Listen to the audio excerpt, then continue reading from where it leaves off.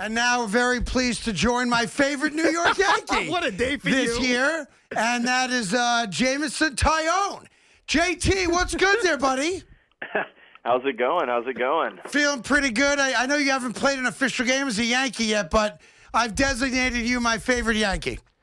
I love to hear that. I don't know what I've done to deserve that honor, but Neither do I. Wait a second. I was honest. going to ask you because I remember we were playing some cuts of you, something you had said during a press conference, and that's when Craig said, I love this guy. He's my favorite Yankee. Does that spark a memory of what Jameson said that made him your guy?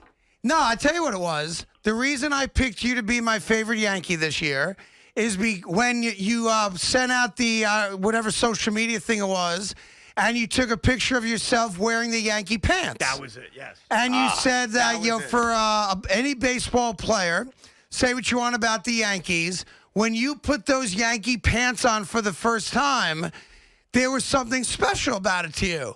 And I said, that's the guy. That's how everybody should feel about the Yankee pinstripes. And that's why you're my favorite Yankee. I'll take it. Yeah, I mean, in all seriousness, though, like, the pinstripes they're special. They're really cool. I think I'm glad we've worn them a few times in spring, so I get to see them. But putting them on every day, I think, I mean, it's one of the most iconic, if not the most iconic uniform in sports. So I think it's pretty awesome. So when you get traded to the Yankees in January, and there were rumors, I remember even talking about it on the air, hey, Jameson Taillon may be traded, the Pirates may move him, the Yankees may be interested. What was your reaction? Was it something you started to expect? Were you in shock? Take us through finding out you were being traded to the Yankees. Yeah, so I knew there was a chance. The GM in Pittsburgh, Ben Sherrington, had kind of kept me in the loop and just said there is interest. 4 or 5 teams that are interested past that just initial phase. We're not sure if anything's going to get done. And then he kind of kept me updated when stuff started picking up. I didn't know, what teams were making the strongest push at that point until it was official, and I found out it was the Yankees. But initial reaction was it just seemed to be a perfect fit. I get to join back up with Garrett. I'm coming here where, this team expects to compete in October, deep in October every single year for a World Series. I mean, what else can you ask for? Great training staff. Their PTs knew my PTs in Pittsburgh that did my rehab. Cressy here knows my off-season strength coach really well. I mean, it just seemed like the perfect fit from the start. So let's talk about that. Obviously, everyone gets concerned about a pitcher that has elbow problems or a history of it. And I've been reading a bunch of the articles how you've changed your delivery so, the arm's less whippy or whatever, or you're shorter. I mean, I don't claim to understand all of it. I don't, frankly. But I wonder, is that a byproduct of something that started in Pittsburgh? Is that something that the Yankee staff saw on tape and suggested that you change? And for the average Yankee fan out there that says, wow, if this guy can pitch the way he can pitch as a healthy player, it's a significant acquisition. Walk Yankee fans through what it feels like to you in your elbow, knowing what a good elbow feels like thus far as a Yankee. Yeah.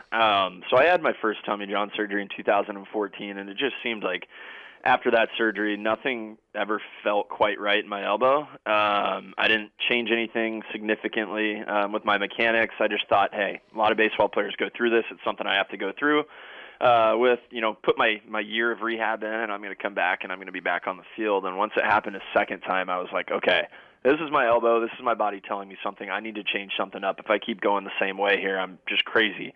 So I worked with some of the PTs and pitching coaches in Pittsburgh. I worked with an outside place that does like pitching analysis and body mechanics and stuff. And I just started changing the way I threw. I started changing the way I moved, started changing the way I worked in the weight room. And it feels great. I mean, I can finally talk on the phone for more than 5 minutes without my elbow hurting. I can play catch every day. I can throw my bullpens with full intensity. It makes throwing and baseball really, really fun again.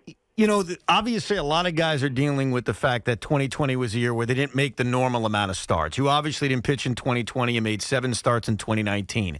Do you feel if you're healthy, and right now you are, and watching you in spring training, you look great, do you feel like you can make 30 starts and throw 190 innings like 2018, or because you haven't pitched in 2 years, the expectations even for yourself have to be different in terms of how much you can pitch this year? Yeah, I'm not 100% sure yet. I know actually we just said today that we're going to sit down and talk in the next week or so and kind of just go over expectations. And, innings and starts and all that. But I think the early thought here organizationally is that we don't need to cap it or put a limit on it. If I'm healthy and I'm cruising and the body's responding well and the elbow feels great and the body feels good and the delivery holds up and the mechanics hold up, there's no need to cap me at a certain number or certain innings. So we're going to listen to the body, see what it's telling us throughout the year, and go from there. But yeah, I've made 32 starts in a season and 190 innings before, and I did that with a sore elbow. So I don't see why, if I'm healthy and feeling good, why I can't just keep rolling. This may seem silly, and no disrespect to the Pittsburgh Pirates, but when the whole team's down there, the first time you're in the locker room, and you look over and see Aaron Judge, who's huge, it's ridiculous, right?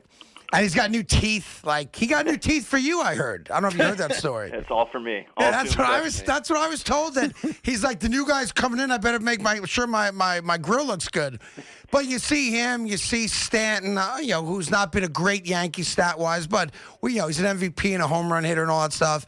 And you see Glaber, and you know what I'm getting at here. And of course, Garrett. Is there a point when you kind of go into a corner by yourself and pinch yourself and go, wow, this is the real deal?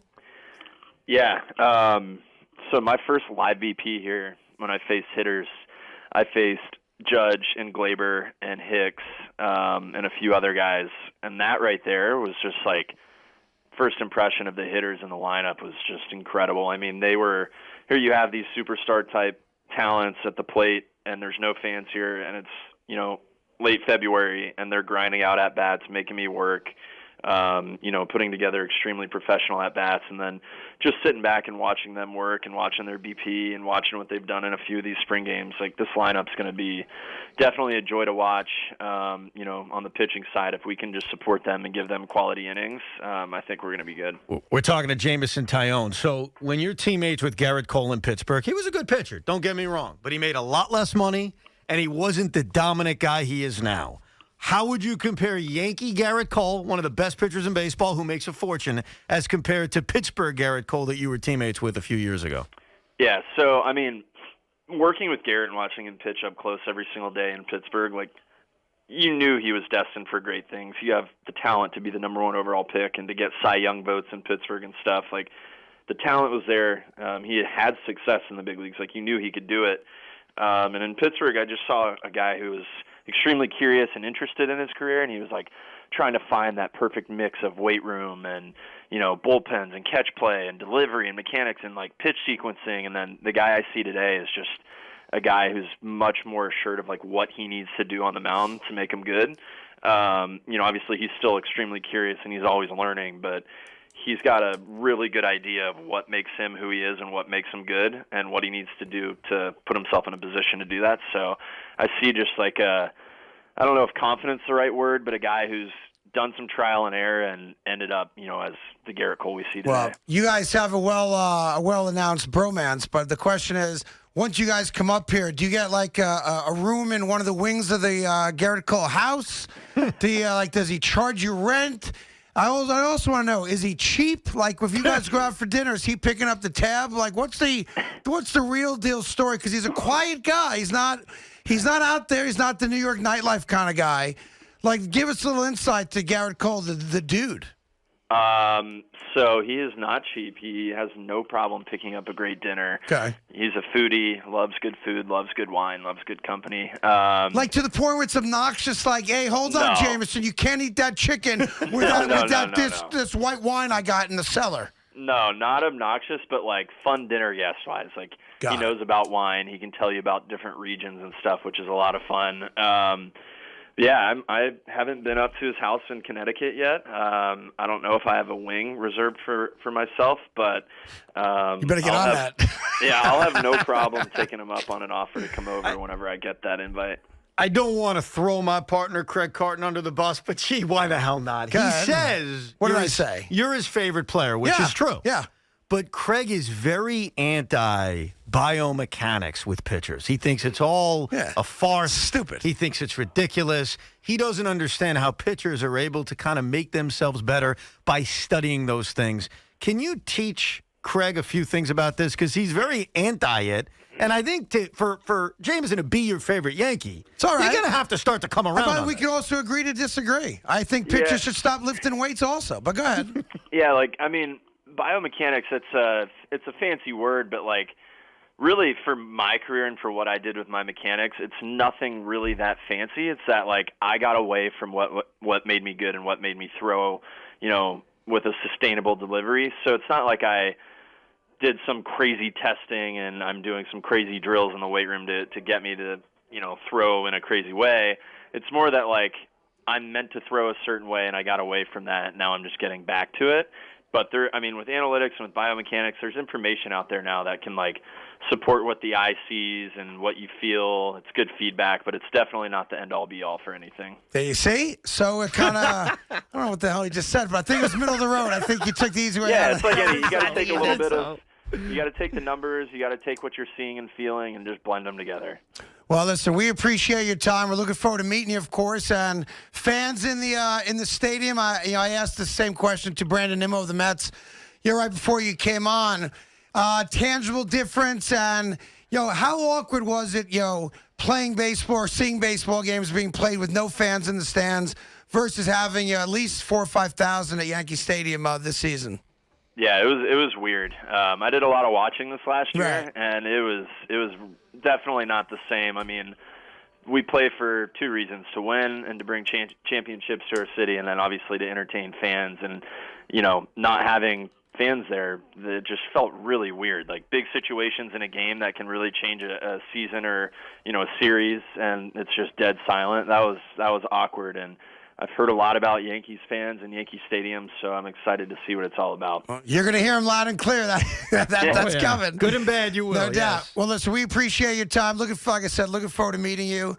As you may know, we are the home of the New York Yankees, and looking forward to having you guys back up here in the Bronx playing. And good luck at the start of your Yankee career, but we do appreciate your time today, Jameson. Thanks. Cool. Thanks for having me, guys. There you go.